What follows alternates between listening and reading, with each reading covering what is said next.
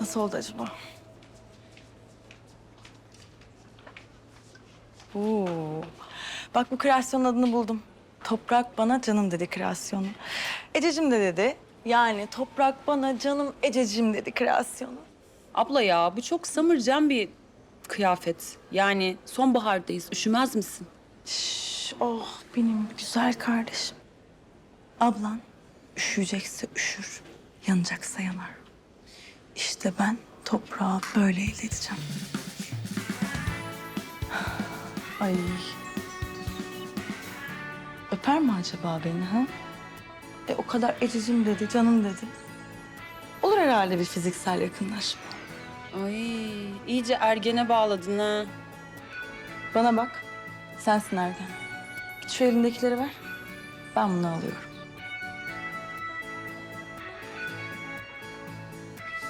Yürü be Ece, yürü be kızım. Aferin sana.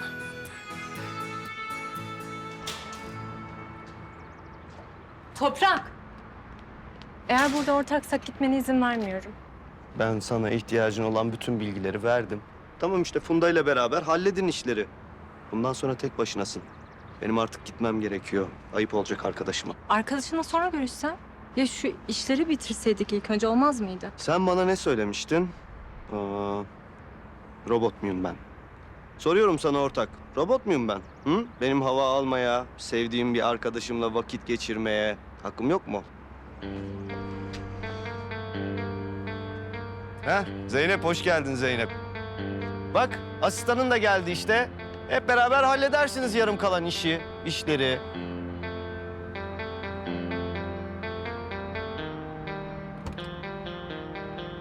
Amca ne oldu? İyi misin sen? Yemin ederim kalp krizi geçireceğim şimdi. Tamam sakin ol. Ne oldu? Ya sana bir şey söyleyeyim mi? Bence dün Ece oyun falan oynamadı. Ben ayrılmakta haklıymışım ya. Bunlar baya sevgili olmuş. Nereden çıkarıyorsun canım? Gonca saçmalıyor olabilir misin acaba? Saçmalamıyorum. Az önce yukarıda kızla konuştu ya. Cicimli bicimli falan konuşuyordu. Şimdi de kızın yanına gitti ya. Kızın yanına gitti. Delireceğim ya.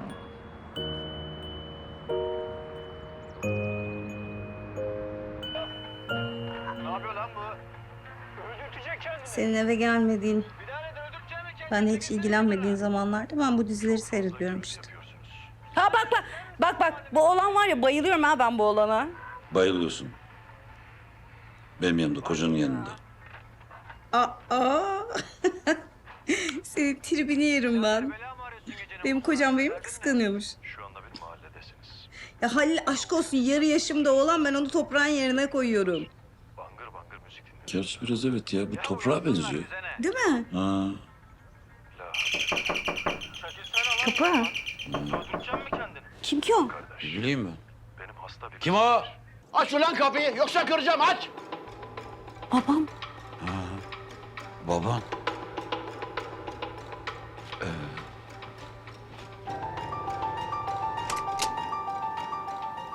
Sen benim kızımı mı vurdun ha? Sen benim kızımı mı vurdun lan? Ha? Baba yapma baba. Benim kızımı öldürmek istedin ha? Sen iyicene kaşındın ulan. Eceli gelen köpek cami duvarına edermiş. Yeter be, yeter! Bırak edebiyat paralamayı. Ne yapacaksan yap Rıfat'a. Ben kızımı öldürmek istediğini yaşatır mıyım ulan? Ha? Yaşatır mıyım? Bana bak. Kızını düşünen bir tek sen misin ha? O benim karım. Kazara oldu diyorum. Kazara patladı silah. Ya ben onun kılına zarar gelsin ister miyim? Ne kazası ulan? Ne kazası? Sen Canan'dan kurtulmak istiyordun. Onu öldürmek istiyordun lan. Ulan Canan. Dokunma kocama. Şakam yok yemin ederim öldürürüm seni. Canan? O benim silahım ha? Canan, yavrum. Sen de silah doğrultmak alışkanlık haline geldi. Hadi bırak o silahı ne olur. Kes ulan! Canan, bak sonra doktoru bulmak falan çok zor oluyor. Hadi bırak karıcığım, hadi.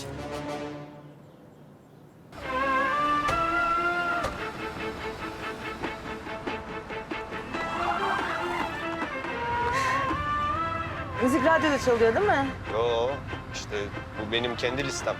Bak bu da var ya en favori parçamdı be. Öf. Allah Allah. Ne zamandır favori parçam? Ben hiç duymamıştım bunu.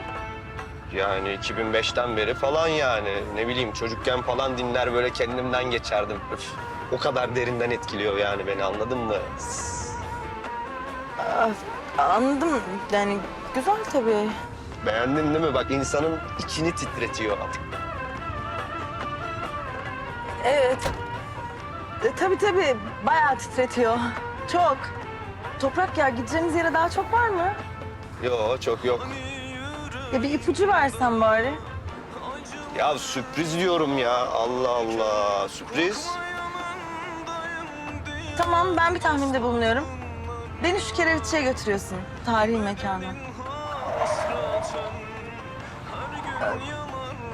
O zaman göl kenarındaki balıkçıya, ha?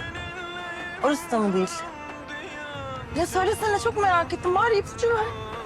Ya ben seni yeni açılmış bir yere, yani daha doğrusu tadilattan geçen bir yere götürüyorum. Var ya acayip popi bir yer. Böyle önünde kapısında kuyruk oluyor ama ben çaktım torpili canım benim. Peki, madem öyle diyorsun sürpriz olsun. Hem ben çok severim sürprizleri. Sen de sürpriz yapmayı seviyorsun. Canım. Lan yürüsene! Oğlum lan yürü! Senin var ya, gel lan buraya. Git lan!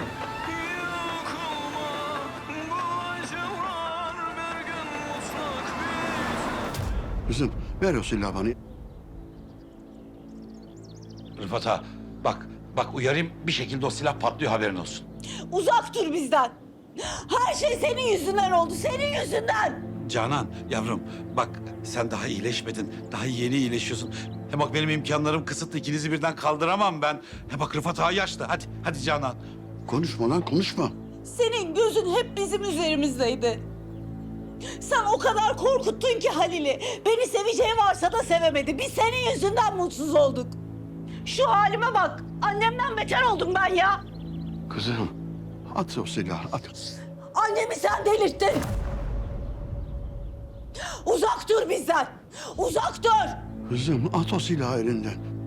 Canan at. Hadi ne olursun at. Hadi. Rahat bırak artık bizi. Baba rahat bırak. Bak bir güncük senden uzak kaldık. Her şey değişti. Biz hiç bu kadar mutlu olmadık biliyor musun baba? Sen çevrendeki herkesi hasta ediyorsun baba, herkesi. Demek böyle düşünüyorsun. Benim babam böyle birisi diyorsun ha? Eğer bizi kendi halimize bırakmazsan... ...duyduğun son sözler bunlar olacak baba. Ha, Canan Allah'ını seversen bırak şu silahı. Tamam kızım tamam. Bunu da gördüm ya. Benim kızım öz babasını öldürecek öyle mi? Rıfat ağa, yahu bırak hayatımızı yaşayalım. Senden başka bir şey isteyen yok ya. Anla bunu artık. Baba, sen Halil'e baskı yaparak, onu beni sevmesi için zorlayarak esas beni mutsuz ettin. Kim zorla, tehditle birini sevmiş ki bu beni sevsin? Kızım mutlu olsun diye her şeyi yaptım. Kızım üzülmesin diye her şeyi yaptım. Bak sen Toprak'tan Gonca ayrılsın dedin. Onları bile ayırdım. Ne? Toprak'la Gonca ayrıldı mı? Ne zaman? Toprak bu sabah konağa geldi. Ayrıldığını söyledi. Ya ama baba, niye bunu baştan söylemiyorsun ya? Aşk olsun. Bu ne kadar güzel bir haber. Canım babam benim. Canım babam benim ya. Gel sana bir sarılayım. Allah seni başımızdan eksik etmesin. Canım benim. Ya Canan, ben hayatımda senin kadar dengesiz bir kadın görmedim ha. Ya Rıfat ağa, gerçekten Toprak'la Gonca ayrıldılar mı şimdi? Canım kızım benim. Canım kızım. Toprak abim hoş geldin. Hanım ablam sen de hoş geldin. Buyurun. Eyvallah Koçero.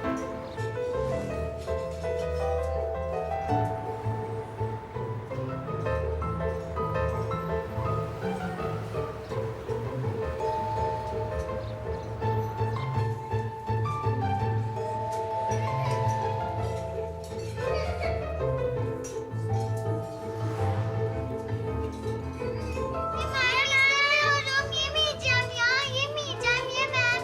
Yemeyeceğim. Yemek istemiyorum.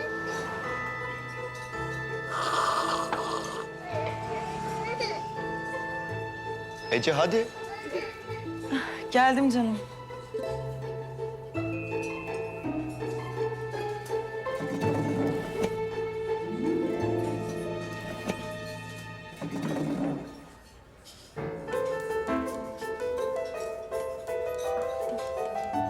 Selami abi bizi bir gör be. Toprağım az bekle hemen geliyorum. 10 numara mekan değil mi? Beğendin mi? Çok beğendim. Ay Toprak ne biçim koktu bu ya? İlaç bu ilaç ha. Of, ay.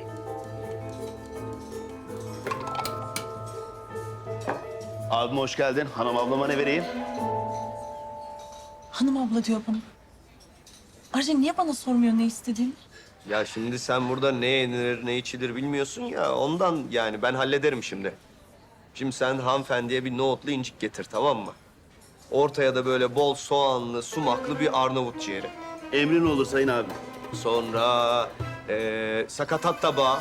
Evet, sakatat tabağı olsun. Böyle böbrek, yürek, dil, beyin, söğüş ne varsa getir. Ne içersiniz? Çek misin bir şey? Ha olur ben su içerim. Soğuk soğuk böyle bol buzlu bir su. Su olmaz. Şalgam, şalgam olur. Acılı. Bir de acılı şalgam. Yazdım abim. Hemen getiriyorum. Toprak niye getirdin beni böyle bir yere? Yani aslında şimdi senin gözünü boyayabilecek şık bir yere götürebilirdim seni. Ama sonra düşündüm dedim ki bence benim kendime ait hissettiğim bir yere gitmeliyiz. Yoksa sen sonradan diyeceksin ki sen bu muydun? O yüzden beni olduğum gibi tanıman için onun daha doğru olduğunu düşündüm. İyi de sen İtalya'da böyle bir adam değildin. Ece İtalya'da nohutlu incik mi vardı ha? Sen Isparta'dan İtalya'ya gelmem. Orası toz toprak demiştin ya.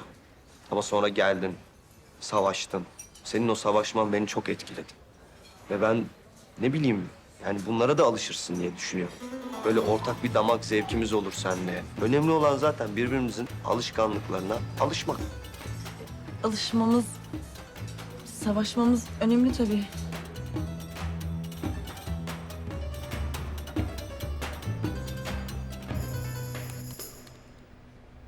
Ya ben Toprak'la Ece'nin ciddi birlikte olduklarına falan inanmıyorum. Bir kere olmuş. Neden tekrardan olmasın? Bilmem kaç sene zaten İtalya'da birlikte olmuşlar. Ya seni kıskandırmak istiyorsa, ya test ediyorsa? Zeyno, bak. Toprak'la ilgili artık bir şey düşünmek istemiyorum, tamam mı? Artık gündemimizden çıksın. Cümlelerimden çıkarmadan aklımdan da çıkaramam. Hadi, iş başına. Sen şunları bir incelesene. Al. Gonca. Havva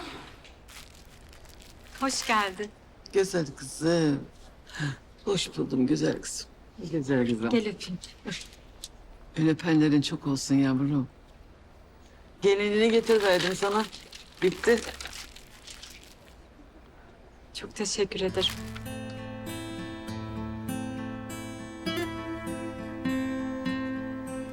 Ben ne diyeceğimi bilemiyorum kızım. Neden böyle oldu?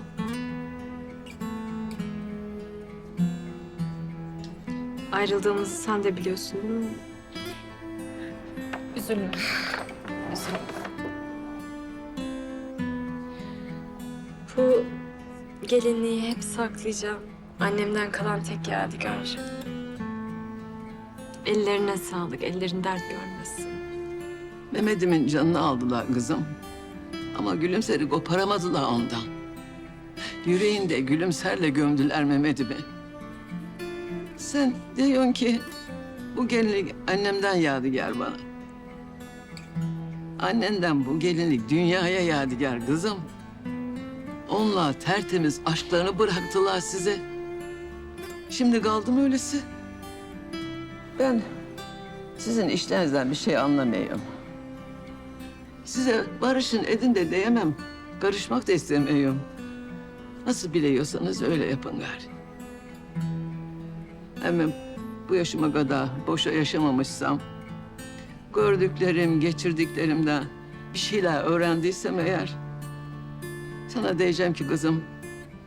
...senin gibi böyle birbirlerine aşıkken, sevdalıken ayrılanlar... ...çok hata ettiler yavrum. Kendilerine ettiler. Kendilerine. Ne diyeyim gari?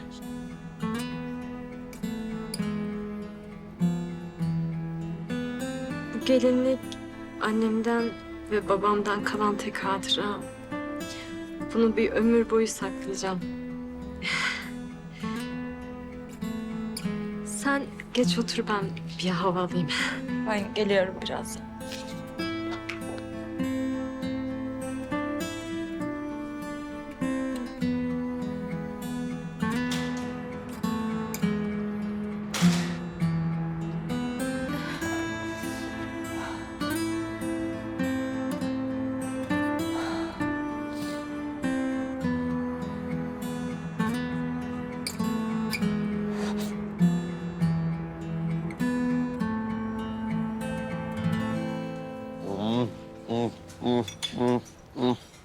Toprak abim bol somaklı soğana. Ha. Afiyet olsun. Ya sen hiç yemiyorsun ama. Biraz yer misin lütfen? Canım ben iç organ pek sevmiyorum. Ya ne olur bir şundan bir dene. Ha? Toprak lütfen. Tamam o zaman bak. Ciğer ya, iç organ sayılmaz bu ye. Ya hatırım için ya, kan yapar. Gel. Ah, ah, hoppa. Ah. Bir tane daha al bakayım. Ya ne olursun bak, cildi güzelleştirir. Geliyor hadi, uçak geliyor. Aç ağzını. Çok iyi Toprak, çok teşekkür.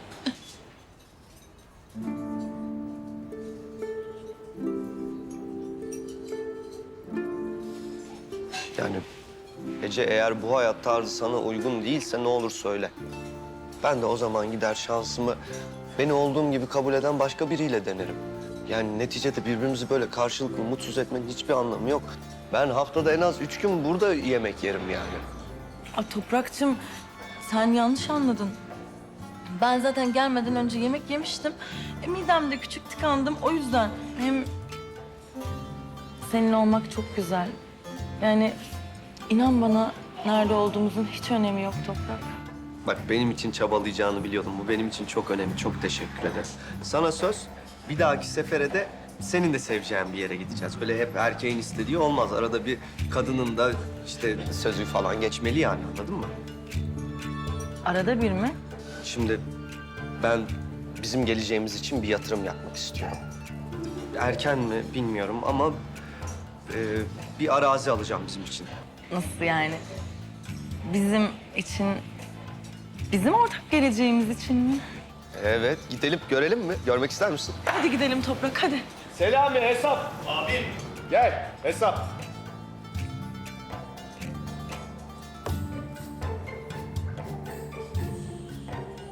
Ya cüzdan yok benim yanımda. Arabada galiba. Sen ödesene.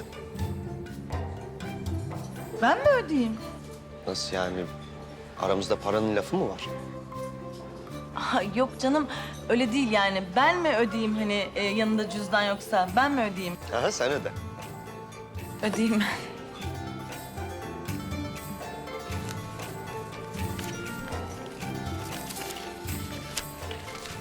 Ya Selami'ye de bir 100 lira tokalasana ya. Onun durumu çok iyi değil. Tabii Toprak, tokalarım. Kurdele bile yaparım hatta. Selami Bey, buyurun.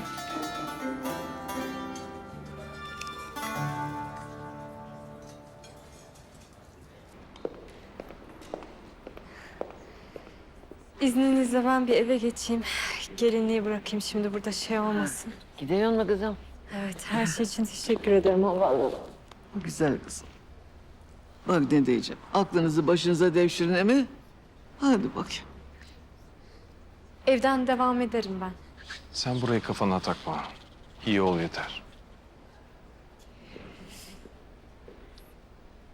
Gonca, çıkmadan bir aynaya bak, tamam mı? Akmış.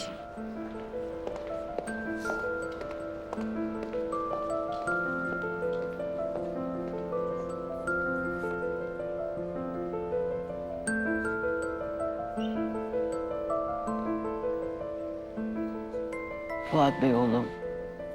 Sen niye bunlara göz kulak olmadın, bir şeyler söyleyememedin? Bunlar çocuk, akılları 5 karış havada. Divesedin ya bir şeyler. Allah Havva ben bu aşk meşk işlerinden pek anlamıyorum. Ama okuduğum kitaplardan aklımda kalan bir cümle var. Fransız yazar Proust. Aşk karşılıklı işkencedir der. Ben de gördüklerimden artık bunun doğru olduğuna inanıyorum. O sırrı çözülemeyen, insanı alim de eden, zalim de, hasta da eden, iyi de eden o efsunlu gücüne inanıyorum aşkım. O yüzden Havva Alam, hayatı akışına bırakmak lazım bazen de. Çok güzel konuşuyorsun ama ben hiçbir şey anlamayayım oğlum. Yani diyor ki su akar yolunu bulur gibi bir şey diyor. Ha, iyiymiş.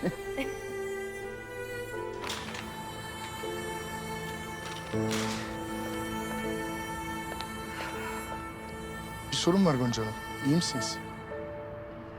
İyiyim, teşekkür ederim Hasan Bey.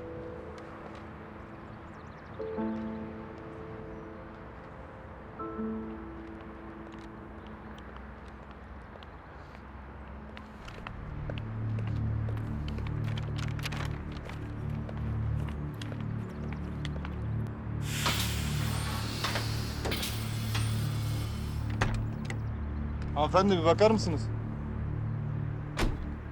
Hey, sana dedim bir bakar mısınız? Ne istiyorsun be? Gonca Aydın'ı arıyorum ben. Elimdeki eşkale göre de o sensin. Sen nereden biliyorsun benim eşkalimi? Sosyal medya. Kim tuttu seni? Ha? Atabeyler mi tuttu? Tetikçi falan mısın sen? Ha? Ne tetikçisi be? Kimsin o zaman? Senin bir baban var. İşte senin o adi baban anımın peşinde dolanıyor. Ne dolanması lan? Dibinden ayrılmıyor. Sen başka bir Gonca falan mı arıyorsun ha? Senin babanın ismi Tahir değil mi kızım? Ha? Böyle iri yarı sakallı bir adam. Evet. Ha? İşte senin bu baban geçen gün benim anamın türkü söylediği mekanda kavgaya karışmış. Anan girmiş araya. Seninkini bir güzel pert edeceklermiş de son anda kurtarmış. Ne diyorsun be? Bir dinle be. Sonra bir de senin bu baban mekana da danmış. Ulan semtte mahallede adam değil misin diyorlar lan bana. O babana söyle bir daha ne annemin mekanının yanına ne de onun yanına. Hele bir gelsin. Sen ne diyorsun be? Doğrurum lan ikinizi de. Pilava katar mahalleye yem ederim lan sizi. O iffet düşmanı babana söyle anamdan uzak dursun.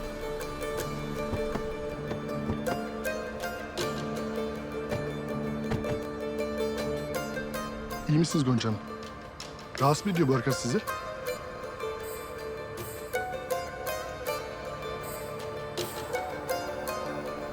Gel lan, gel bak. Bırakın lan. Gel lan buraya. Bırakın lan. Gel lan buraya. Lan bırak lan. Yürü. Oğlum senin hepinize bırakın lan. Yürü lan. O babana söyle. Onu da keseceğim. Lan. Onu da keseceğim. Lan gel. Bir daha görmeyeyim lan seni burada. Bacakların kırarım seni. Görmeyeyim seni bir daha.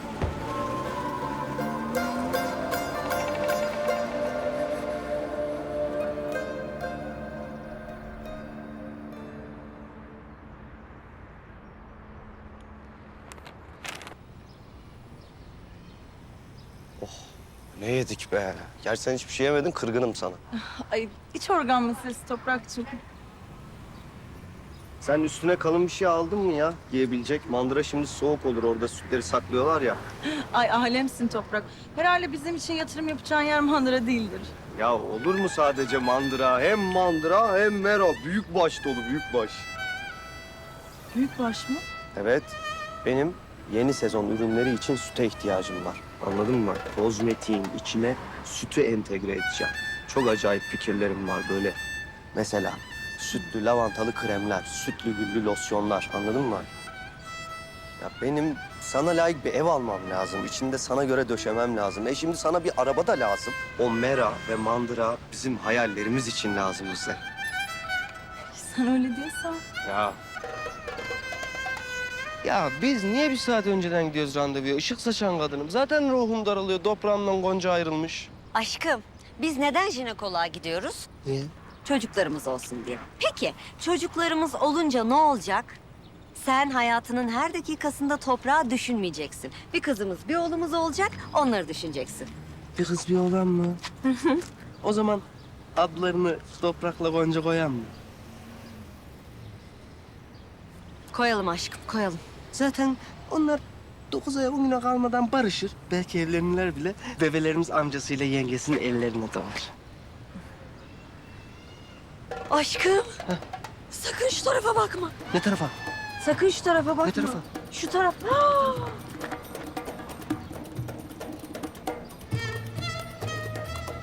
Ali sakla.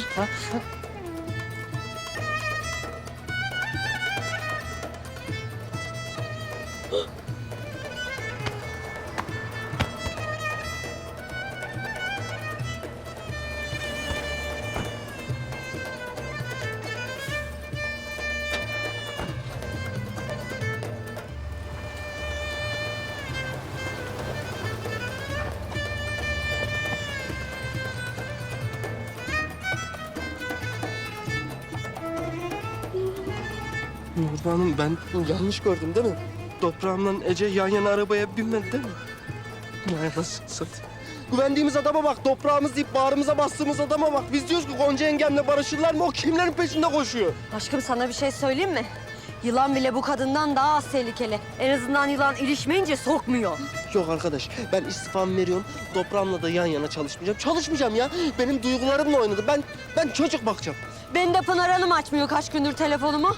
Birlikte emlak işi yaparız. Yapar mıyız? Yaparız. Ama önce ben gidip toprağımdan hesap soracağım. Sor aşkım. Sorar mıyım? Sorarım. Sor. Ama önce jinekolog. Sonra da hesap. Hadi.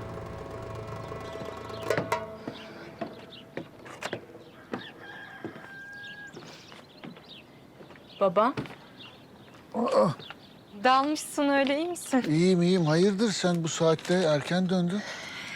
Annemin gelinliğini havalı tamir etmişti, onu bırakmaya geldim. Birazdan da geri döneceğim. Bir şey soracağım sana. Sor. Sen Zühre diye bir kadını tanıyor musun? Kim? Zühre. Evet tanıyorum. Aranız iyi herhalde. Sık sık görüşüyor musunuz? Kim söylüyor bunları? Nereden çıktı bunlar? Ha? İsmini duyar duymaz niye böyle gerildin? Gonca ne demek istiyorsun? Açık açık söylesene bana. Yakınlık dereceniz nedir?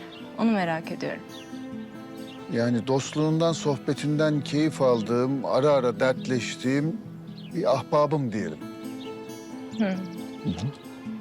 Oğlu da varmış. Sen nereden biliyorsun? Öyle. Sorunlu bir çocukmuş. Evet öyle. Hayırdır senin karşına falan mı çıktı? Dikkatli ol diye söyledim.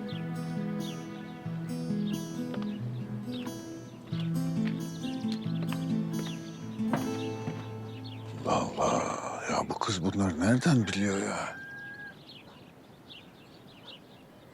Adnan Fuat söylüyor tabii. Bu herifin her yerde gözü kulağı var ya, her yerde. Babacığım, ben gidiyorum. Tamam, akşam eğer geç kalacak olursan Arda'ya söyle işi yoksa seni bıraksın olur mu? Tamam.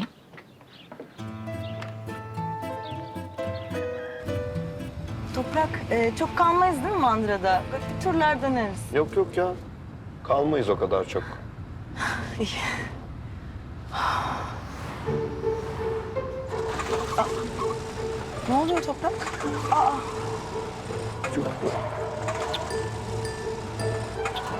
Ben anlamadım. Ne oluyor şu an? Ah, Toprak.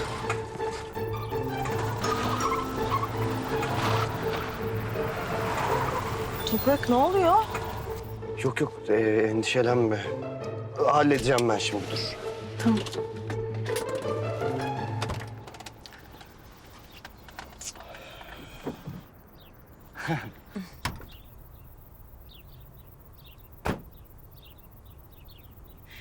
Yok bu hayat böyle geçmez. Yemin ediyorum geçmez.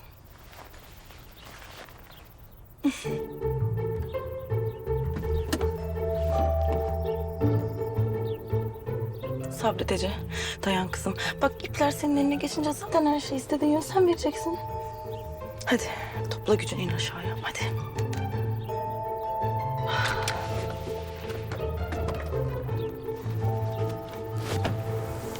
Canım. Arabanın yağı bitmiş ya. Ay çok üzüldüm Toprak. Ne yapalım o zaman? Kısmet değilmiş Mandıra'ya gitmek. Hadi taksi çağırıp eve dönelim hemen. Olur mu öyle şey ya? Allah aşkına o kadar yol geldik Ece.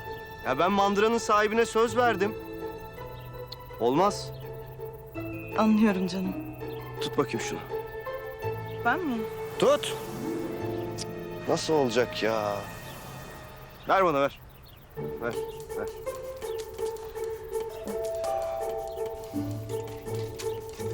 Yok.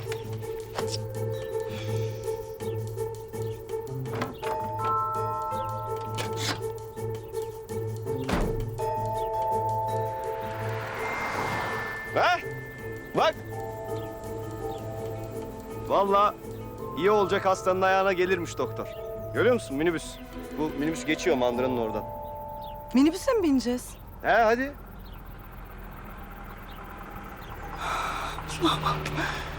Benim üstümüz. Gel. Hop.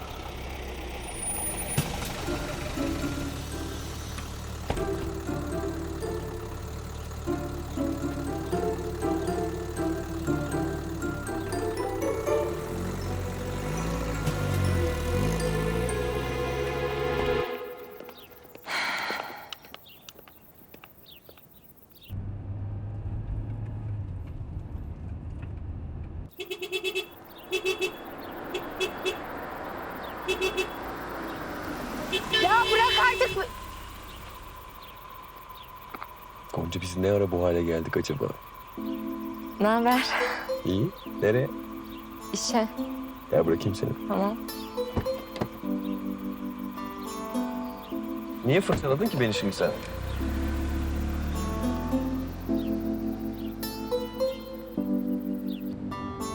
Artık işe dönme zamanı geldi. Zaten başka bir amacım da kalmadı hayatta. Sen kötüsün. Hadi anlat. Neyin var? Gerçekten hiç anlatasım yok. Pekala. O zaman ben anlatayım. Ne? Artık bir evim yok. İstanbul'a gitmeye karar vermiştim ya. Bir ev sahibiyle sözleşmeyi feshettik. O da gitmiş hemen bir tane kiracı bulmuş. Evsiz kaldım yani. Üzüldüm. Evet. Ve artık işten de atıldım. O niye? Bu Arzu meselesi yüzünden Rıfat Ağa gitmiş Hidayet'e ayar çekmiş. Artık büroda beni istemiyormuş. Dolayısıyla bir işim yok. Senin Arzu'yla aranda bir şey mi vardı? Niye evine saklandın? Saçmalama ya. Kız benden kaç yaş küçük. Kardeşim sayılır. Yani kafa kız. Ara sıra sohbet ediyorduk. Güzel vakit geçiyordu. Bir de çok yalnız kız ya. Yardımcı olmak istedim ona. Arzu'yu da çok üzülüyorum. Zaten annem baban Atabey değilmiş gibi bir de o abin olacak Toprak var. Gerçek bir abi olsa zaten kız kardeşine insan yardım eder. Sinirim bozuluyor bak yine.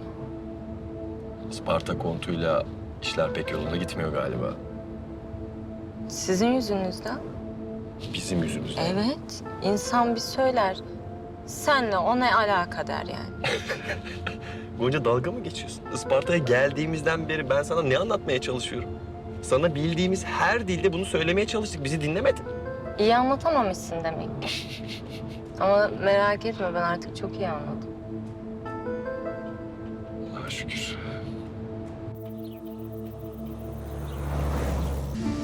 Hanımefendi biraz kayar mısınız? Üstüme bindiniz ya.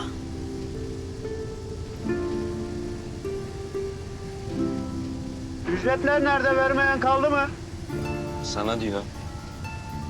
Bende para yok biliyorsun. Asıl bu arabaya bindiğim için bana para vermeleri lazım. Efendim? Ha, yok bir şey. Ya bozuk para versene adama. Sinirlenecek şimdi. Sok onu. Olur Toprak. Tabii bozuk veririm. Taşıyorum çünkü hep ben minibüse binerim diye bozuk. Bak. İyi ki Mandıra'ya gitmişiz diyeceksin. İyi ki yolda geri dönmemişiz diyeceksin. İsveç Alpleriydi İsveç. Pardon, şuradan 2 kişi alır mısınız? Bakın bozuk uzatıyorum. Pardon, alır mısınız? Ay! Ya yavaş biraz, yavaş. Düşüyordum burada. Hanım abla sıkı tutun. İlk defa mı minibüse biniyorsun? Bak, bu da hanım abla dedi bana, görüyor musun? Bana. Oh! Ah, ablacığım ayağıma bastınız, biraz yavaş ya. Pardon. Abicim sizin bizim canımıza kastınız mı var ya? Ne yediniz siz? Kaç yıldır yıkanmıyorsunuz? Uf. Lütfen biriniz camı açın. Ablacığım aç şu camı yoksa bayılacağım bu kokudan. Ne camı kızım? Havalar soğuk. Hasta mı edeceksin sen bizi? Ececiğim bak eğer istersen inebiliriz. Yani bu kadar sana fazla geldiyse. Tabii bizim buralar böyle yani. Bu da bizim toplu taşımamız. Yok Toprak'cığım. Olur mu öyle şey? Bak ben halimden gayet memnunum. Baksana böyle sıcak sıcak, samimi samimi gidiyoruz. Bir daha nerede bulacağım böyle bir ortamı? Bir tanesin Ece ya. Gerçekten vallahi baş tacısın. Bu şehir artık bir hemşeri daha kazanıyor. Sen buraların tabii bu yanlarını hiç görmedin. Biraz daha yaşa, iyice bir gör. Bir daha hiç gitmek istemeyeceksin buralardan. Senin ciğerlerine işleyecek burası, ciğerlerine. İşliyor. Adamın kokusu burnuma işliyor.